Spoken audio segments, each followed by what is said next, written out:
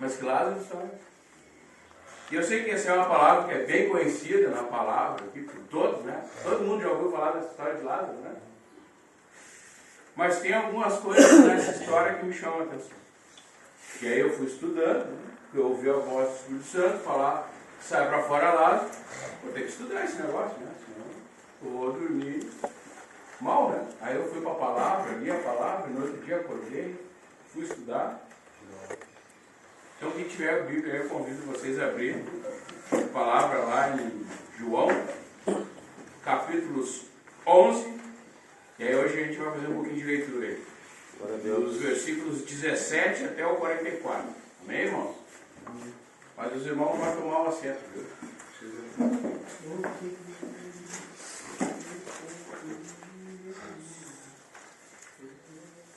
Quem? Vou repetir aqui, é João 11, dos versículos 17 até o 44.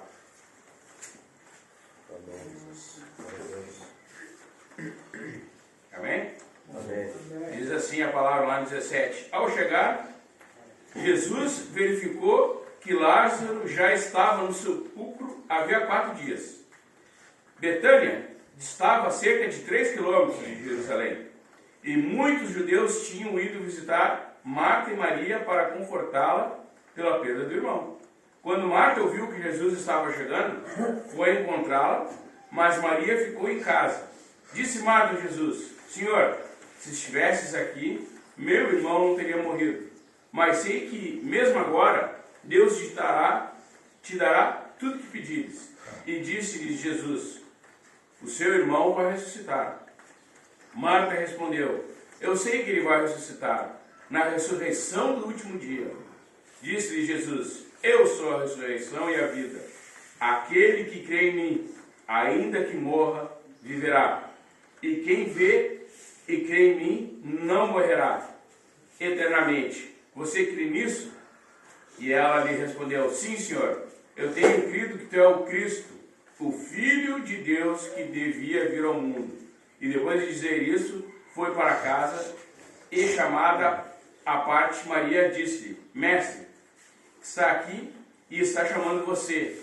Ao ouvir isso, Maria levantou-se depressa e foi ao encontro dele.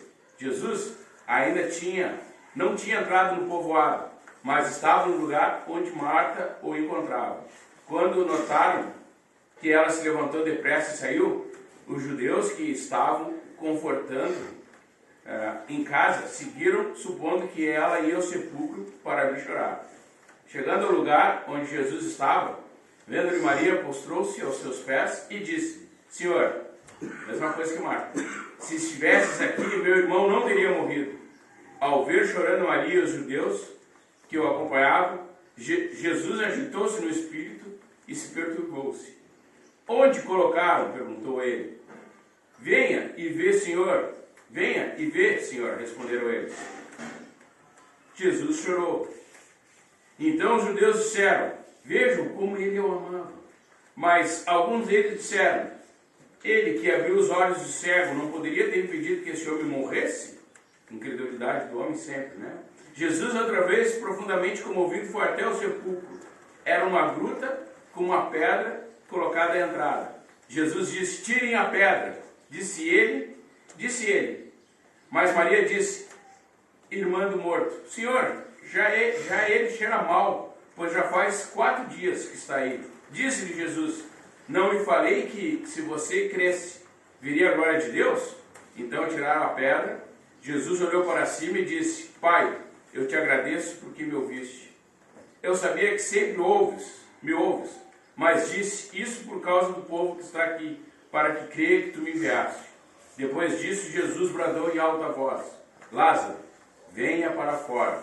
E o morto saiu com as mãos e os pés envolvidos em faixas de linho, e o rosto envolto num pano. E disse-lhe Jesus: tirem as faixas e deixem ele ir. Amém, irmão? Essa palavra fala de ressurreição, né? E é poderosa essa palavra, né? Quantos significados tem num trecho aí, né? 30 versículos, né? Que a gente leu, né? Um pouquinho menos de 30. Quanta palavra poderosa tem aí do Senhor, né? Verdade. De dizer para o morto que fedia, isso é coisa impossível, né?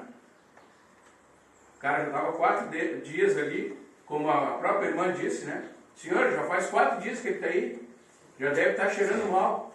E o Senhor, não, mas deixa que é para comigo. E o Senhor vai lá e dá uma palavra, e esse homem volta à vida, né? E aí eu fiquei pensando, né? O que é necessário para que a gente possa cada vez mais externar a nossa fé?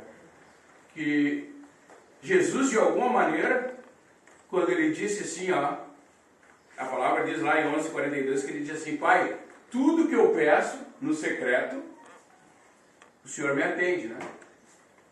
E tem até aquela palavra que fala lá em Mateus, né? 6, se não me falar a memória. Aquele que orar no secreto, né? Fechar a porta, orar no secreto, o Senhor vai revelar. Mas Jesus foi além, né? Jesus já sabia que o Pai atendia todas as suas orações. Mas Jesus falou: Pai, mas eu preciso verbalizar isso, eu preciso falar para que eles creiam. E eu fiquei me perguntando, quantas vezes nessa minha caminhada eu tenho verbalizado a minha fé?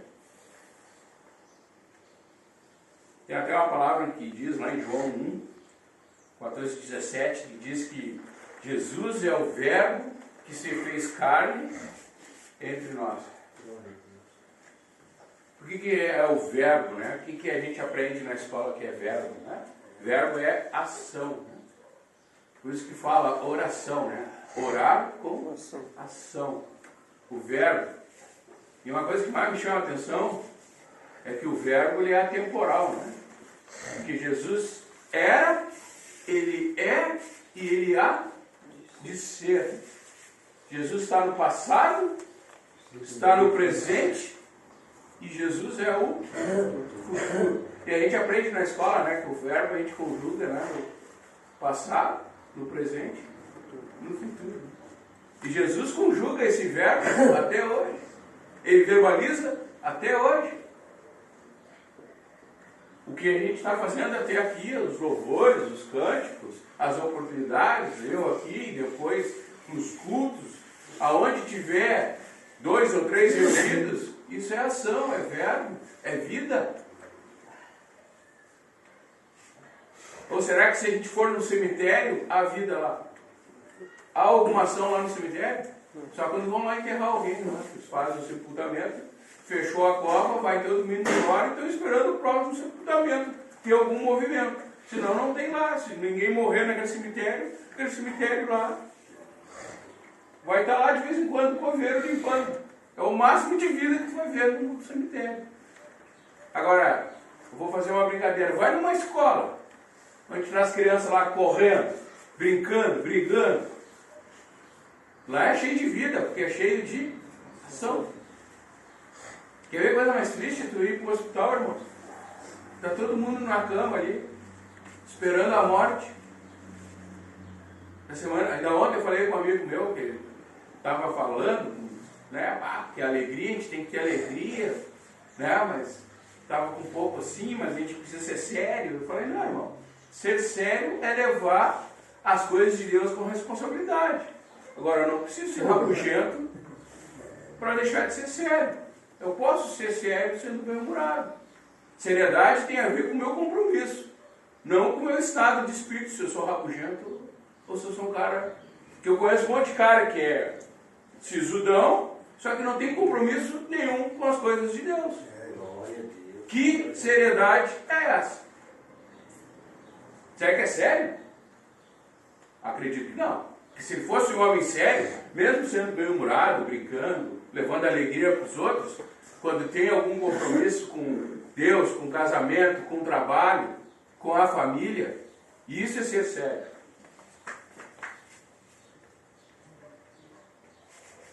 Mas muitas vezes não, né? Eu conheço uma turma aí que tem uma roupagem de sério, mas no fundo não são nada sério. E uma das coisas ainda que eu falei, o primeiro milagre de Cristo foi aonde? Numa festa de casamento. E ele levou a alegria para os noivos e para os convidados. E aí eu falei, tem uma palavra que fala em Neemias lá, né? Que a alegria do Senhor é a nossa força. Então a alegria não é nossa. A alegria é aquela que Jesus lá no madeiro, como foi citado aqui, nos proporcionou. E aí voltando para a história de Lázaro, Jesus também trouxe alegria para a vida das irmãs que perderam o irmão.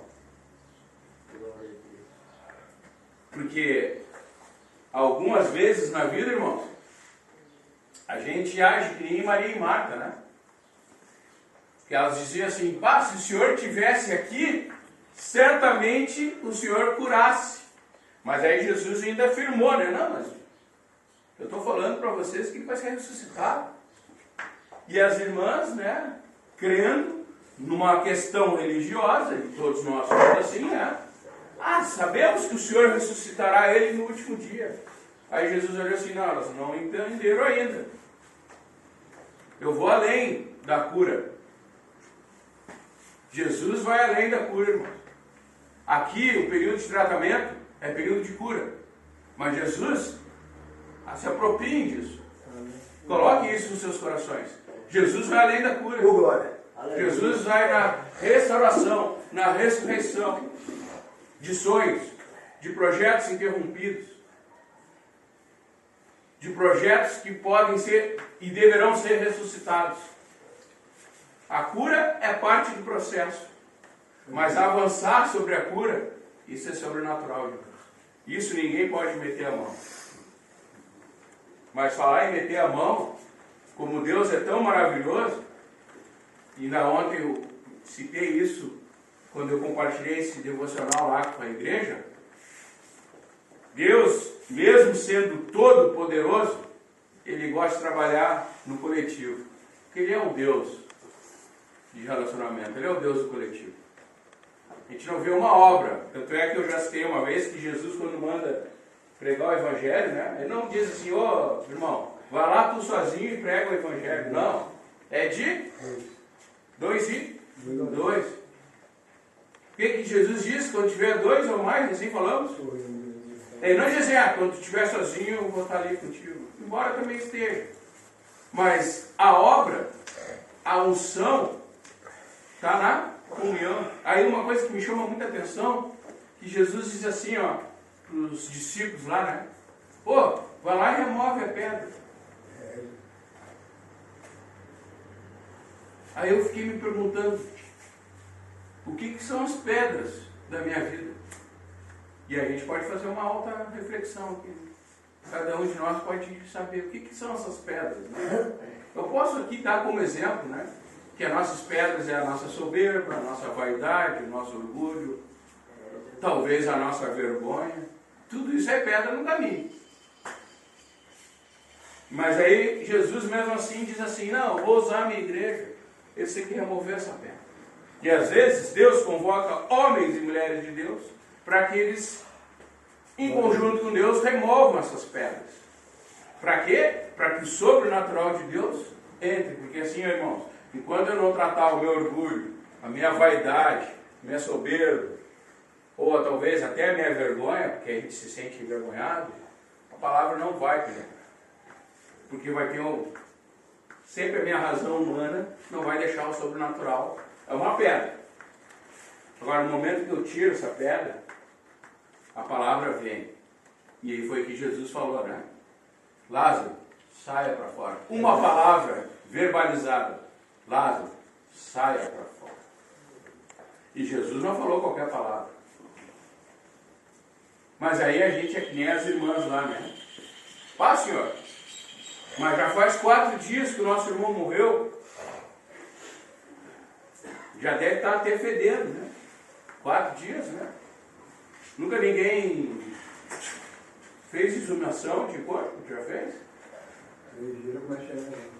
Terrível, eu nunca fui. Mas quem já disse que foi no cemitério fazer exumação, tem um primo do meu pai que é da polícia, disse que abre o caixão e botar a máscara assim na hora. Terrível. E esse homem já havia 4 dias. E aí eu fiquei me questionando, será que às vezes eu também não sou que nem a Maria, que nem a Marta? A palavra fala de Marta. Será que eu não sou que nem Marta, que às vezes eu olho para o Senhor e digo assim, bah, Senhor, mas essa causa é impossível. Não tem mais jeito. Está que nem um corpo de Lázaro, já fedendo. Essa causa já está até fedorenta, de tão impossível que é. Só que a gente esquece, irmão, que o nosso Deus é o Deus do quê? Que a gente trabalha no possível. E a Marta, até na limitação da Marta, que é a mesma limitação nossa, ela trabalhou no que é possível. Basta. O corpo do meu irmão já está fedendo. E a gente é isso aí mesmo. Eu estou falando de Marta, mas eu estou falando de nós. A gente é isso aí, porque é isso aí que a gente apresenta para Deus. E aí Deus, não entendeu ainda. Eu sou o Deus do impossível. E o Espírito Santo começa a nos fazer, a trazer a lembrança, né? É uma palavra que diz que o Espírito Santo traz a lembrança, aquilo que nos traz esperança. E a gente começa a entender, opa, não cai um fio de cabelo sem que o meu Deus, o Deus do impossível, não sabe. Aí eu vou fazer uma pergunta assim para vocês, né? Para te ver o tamanho e poder de Deus. Glória. O cabelo é nosso, né? Alguém sabe quantos fios de cabelo tem? E o cabelo é nosso. Agora eu vou dizer uma coisa para vocês. Todo fio de cabelo que cai lá no banho, quando a gente toma banho lá, Deus, opa, caiu mais um, opa, caiu mais um, caiu mais um. Não caiu uma folha de uma árvore sem Deus. Aí eu pergunto para vocês, se a gente pegar uma árvore, a gente não consegue contar as folhas de uma árvore. Porque daqui a pouco está contando, opa, essa aqui eu já não sei se eu não contei. Aí tem que ir lá contar tudo de novo. Aí daqui a pouco vai contar, opa, já passou essa aqui, eu contei de novo. Por quê? Porque é coisas que para nós é impossível. Porque a gente trabalha dentro do possível. Mas Deus trabalha no impossível. E uma coisa que mais me chama a atenção no verbalizar é o cuidado que a gente tem que ter com as palavras, irmãos. Sabia que uma palavra lançada, ela não volta? E tem um provérbio que fala, né? 13:3. Quem toma cuidado com suas palavras, protege a vida.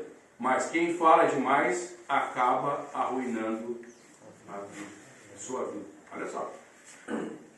Jesus teve uma preocupação de verbalizar vida, ressurreição, que tinha homens que necessitavam ouvir aquilo.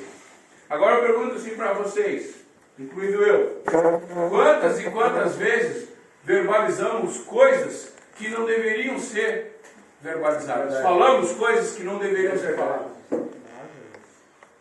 E aí eu vou dizer assim, ó, a gente fala mal dos outros, a gente denigra os outros, a gente amaldiçoa os outros, a gente fala palavras de baixo escalão, palavrão, né? Quantas palavras que a nossa boca gera, e tem até um versículo que diz, né, que a boca fala o que o coração está cheio. Aí eu pergunto para vocês, será que nosso coração tem que estar cheio dessas coisas? Com certeza não. Porque Deus nos usou para ser removedores, agentes que removem pedras. Assim como foi lá para Lázaro. Jesus olhou para a igreja e disse: ei, igreja, vai lá e remove a pedra, que agora a minha palavra vai entrar. E aí, se eu entender quem é o meu mestre, eu vou remover a pedra e vou escutar. Opa, o meu Senhor está verbalizando vida. Eu, como discípulo do meu mestre, eu preciso verbalizar vida. E uma das coisas mais fantásticas que eu leio dessa história, né, que a gente, uma vez eu participei de uma discussão teológica assim, e aí um irmão que não tinha muito discernimento, mas como é que Jesus, sendo a vida, Jesus chorou? Os caras são mestres em Israel, mas não entendem as coisas. A gente sabe, irmãos, ele chorou de íntima compaixão, porque Jesus, ao mesmo tempo que era Deus, ele era homem. E eu li um estudo que eu achei muito interessante, que Jesus viu todo mundo chorando, ele se compadeceu, tinha uma compaixão, e ainda li os estudos, que eu achei até, não é bíblico, mas achei coerentes, que ele dizia que mesmo sendo Deus, ele já sabia que o amigo dele não estava no lugar legal, porque ele enxerga além, né? Lázaro não está no lugar legal. Por isso que ele diz, meu amigo está dormindo. Uma maneira poética, bonita de falar, romântica de falar, né? Aí os Leonardos da vida lá, então você está dormindo, então vamos lá acordar ele, né? Sim, sempre trabalhando no possível, né? E Jesus, não entendeu ainda, Leonardo. Acorda, tu que está dormindo aí, acorda. Ele já está morto. Mas a gente vai lá levar uma palavra de vida. E a pergunta que eu deixo assim hoje, para todos nós, quais são os Lázaros que a gente precisa dizer assim, ó, tira para fora. Eu não sei, eu estou atrás dos meus, mas eu deixo essa pergunta, né? Cada um de vocês deve saber. Eu não sei, eu nem sei os meus, eu sabia de vocês, né? Não é isso. Mas a gente pode buscar e entender quais são os Lázaros que eu preciso dizer, Senhor. Mas eu também preciso entender que quando o Senhor ressuscitou Lázaro, que Lázaro saiu, ele ainda disse outra coisa para a igreja. Ei, vão lá e tiram as faixas, tiram os laços, porque esse homem tem uma veste de morte. Né? Ele estava com vestes de homem morto, né? Porque na natureza, naturalmente ele morreu. E aí o que os caras diziam lá, os judeus faziam que nem quase uma múmia, né? Nem no Egito lá, né? Eles colocam faixas, né? Não sei, mas eles botam faixas lá como quem diz, ó, esse aí está com a roupa, vestes de mortuárias, né? E aí por que eu digo isso? Que quantas vezes a gente remove o orgulho, a vaidade, a soberba, que são pedras, né? A gente deixa o Espírito Santo entrar na nossa vida com a verdade, e Ele é a verdade. Só que aí muitas vezes ainda a gente está ainda com os laços do passado, negativos do passado, a gente está com traumas, a gente ainda tem um monte de problema que às vezes a gente não consegue nem deixa o Espírito Santo trabalhar. Quantos laços ainda a gente tem lá do passado? Por isso que o apóstolo Paulo diz, né? Esqueça as coisas que passaram e avance para o... Sim, porque o apóstolo Paulo já entendeu que um dia lá de Ananias orou por ele e tirou a pedra, né? Que era... Aí ele recebeu, né? Só que ele precisava se livrar de alguma coisa. Até que ele fala, né? 3 vezes pedi para orar ao Senhor, que eu tinha o quê? Um espinho na carne. E 3 vezes pedi para orar ao Senhor. E o Senhor diz, a minha graça. E essa manhã de hoje eu falo assim, né, para todos nós. Precisamos dessa graça de Deus para entender que uma hora alguém vai retirar. Deus vai convocar alguém para retirar a nossa pedra. Vai lançar a palavra. E outra hora Deus pode também convocar alguém para retirar essas vestes de morte que todos nós carregamos. Então, ligados às nossas coisas do passado. Isso que a palavra fala, né? Não há mais condenação para quem? Para Jesus. O velho homem já morreu. Fez tudo novo. Por isso que não se coloca vinho novo. Porque ainda eu estou vestido com a carapuça do velho homem, do mundo. E o mundo é morte. E o que é Cristo é vida. E é tão interessante esse processo de Cristo com a igreja, com a família. Nós aqui podemos falar também da família, porque há muitos familiares aqui batalhando conosco, né? Na oração, nas visitas, talvez no apoio. Né? Tem muitos familiares que vêm aqui, eu tive aí domingo passado, foi uma delas, nas visitas. E engraçado que Deus, sendo todo poderoso, Ele gosta de trabalhar em coletivo, né? O caso de Lázaro, por exemplo, primeiro ele mandou a igreja lá tirar a pedra para entrar a palavra. Depois que o homem veio das trevas, e a gente falou ali em Apocalipse, né? Das trevas, né? Deus tirou Lázaro desse lugar que tu falou lá do Apocalipse para poder ver o quê? Uma grande... Eu fico imaginando, coisa minha aqui, não está na Bíblia, mas eu fico imaginando que talvez Lázaro saiu lá de dentro que nem Moisés, com o rosto resplandecido. Né? Mas isso não está na Bíblia, isso aqui é só uma imaginação minha. E aí Jesus diz assim, ó, vá lá e tira as roupas, né? Outro ponto que me chamou muita atenção da comunhão, como Jesus ama a comunhão, quando ele foi lá salvar a filha de Lázaro, quem é que entrou junto com ele? Pedro, João e Tiago. Por que eles fizeram isso? Porque havia um espírito de oração, de concordância. Irmãos, se a gente não trabalhar com a concordância, irmão, a igreja não vai avançar. Precisamos trabalhar com o espírito de concordância. E outra coisa que me chamou muita atenção é que Jesus, após ressuscitar a menina, diz assim, ó, dá um alimento para essa menina. Igreja, dá alimento para essa menina. E quem é o alimento? Quem é o pão vivo que desceu? Jesus. A palavra, que nem diz Apocalipse também, né? E o nome dele é a palavra. Palavra de Deus. Esse é o verdadeiro alimento. Porque muitas vezes a gente se preocupa tanto com o alimento, jejum, porque e o principal jejum às vezes a gente não faz. Que é renunciar. Não, eu estou passando fome. Eu falo com os crentes assim, que às vezes os caras estão ali com mau hálito. Só que eu sei que o cara está com a vidinha toda errada, mas está ali com mau hálito porque eu estou fazendo jejum. Nisso tempo me falaram, estou fazendo jejum de rapadura com chimarrão. Olhei bem para cá com o cidadão assim, vai criar vergonha nessa cara. Mas não falei nada. Devia ter falado. Jejum de chimarrão, rapadurinha com chimarrão. Vai criar vergonha pra cá. Jejum de chimarrão. Faz jejum dos pecados, então. Faz jejum de falar mal dos outros. Glória a Deus.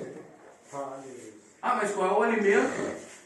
Alimento, Jesus já dizia, os discípulos voltaram, senhor, aí já compramos os alimentos, o senhor não vai comer, não. A minha comida consiste em fazer a vontade de quem? Meu Pai. Essa é a comida. Que a gente vai comer aqui depois do almoço, aqui é uma bênção, e é fruto da terra, e a terra é de Deus, não diz, a palavra diz que jaz o maligno, mas eu também tenho que ter um discernimento que aqui é a sepultura do maligno. Mas a vida que gera aqui é do Senhor. Essa terra aqui foi Deus que fez, não foi o maligno que fez. Glória a Deus, glória a Deus, verdade. Essa comida que a gente come agora de meio-dia é uma benção. Quem não gosta? Todo mundo gosta. É o arroz, é o feijão, é a carne. Esses dias eu falei para minha mãe, por quantas mãos passam esse prato de comida até chegar à minha mesa.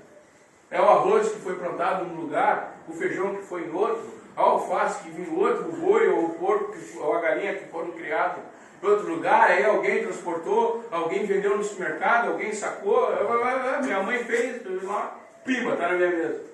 Aí eu fico pensando, se não tem a graça e o poder de Deus num prato de comida, eu não entendi mais nada dessa vida. Por isso que a gente tem que ser grato no prato de comida. Porque há um movimento para chegar um prato de comida na nossa mesa. Mas não quero falar só dessa comida. Mas eu quero falar dessa comida. Que alimenta o nosso espírito. Para que a minha boca fale aquilo que o coração está cheio. Não cheio de mal, mas cheio do alimento de vida de Deus. Para mim poder verbalizar assim, ó, quando eu ver o irmão lá cheio de pedra, cara, sai desse lugar e deixa a palavra entrar. Tira esse orgulho, tira essa vaidade, Eu trabalho com morador de rua, irmãos. Faz 11 anos que eu trabalho com morador de rua. 11, é. Tudo orgulhoso. Por que está na rua, irmão? Ah, porque lá em casa ninguém faz o que eu quero, porque eu tenho que cumprir regra. Orgulho. Está na rua, prefere ser escravo de Satanás do que se humilhar e seguir uma regra. Ah, porque tem o meu pai. Uma vez eu encontrei uma moça grávida, irmão. Por que está aqui? Ah, porque lá em casa é meu pai que manda. E eu não quero obedecer meu pai. Aí deu vontade de dizer, ah, mas tu está morando na rua, mesmo sendo grávida, tu pode ser abusada. Na rua ninguém é de ninguém, irmão.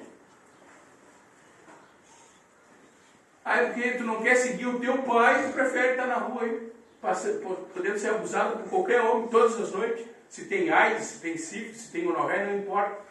Na rua, irmão, ninguém é de ninguém. Tu é de Satanás na rua.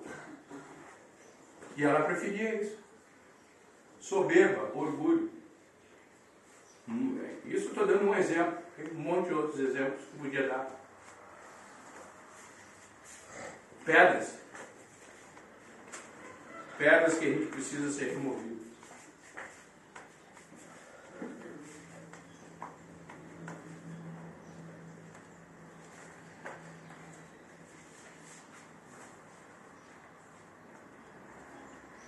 Glória a Deus, aleluia. Em todo o tempo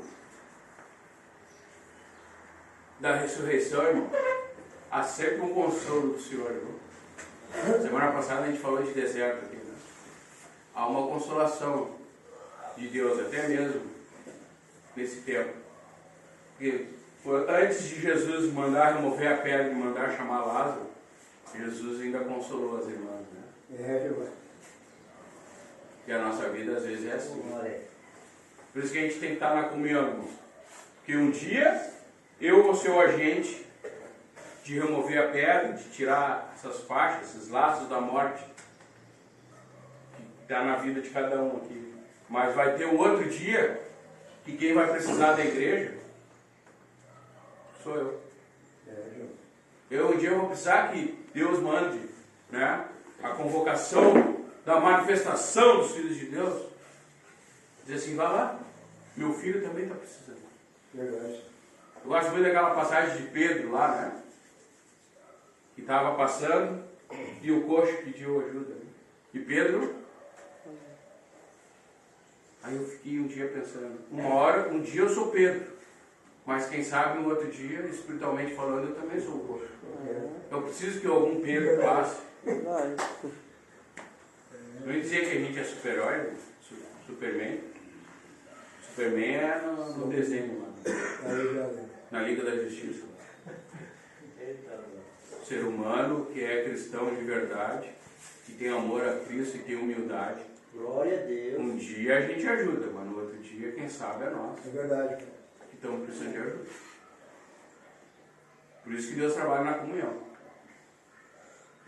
Só para encerrar, como é que eu posso dizer que eu amo a Deus, que eu não vejo, se eu não consigo amar o irmão que eu vejo? Não fecha a conta. Não importou não. Amém? Amém. Não fecha a conta, né? Não fecha. Nossa vida espiritual.